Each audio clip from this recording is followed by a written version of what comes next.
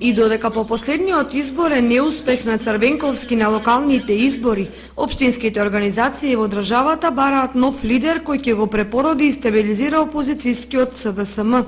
Вукочани упорно се стои на ставот дека единствен кандидат за претседател на партијата може да биде Бранко Црвенковски. Тоа го пренесува през 24 кој, цитирајќи партиски извори, уште соопштува дека во Штип и во многу други градови или општини Црвенковски не е меѓу кандидатите, а подршка им се дава на веќе профилираните Зоран Заев, Зоран Јовановски, Кире Наумов. Какви рефлексии може да има овој тврд став на овдешните социјалдемократи по прашањето на кандидатурите, особено доколку за нов лидер на СДСМ биде избран било кој кандидат освен Црвенковски, ќе покаже времето. Меѓутоа, едно е сигурно, а тоа е дека ваквиот потек политичките аналитичари го сметаат за недипломатски, кој многу брзо може да биде и контрапродуктивен. Особено ако некој се запраша со што тоа Црвенковски ги задолжи кочанските социјалдемократи.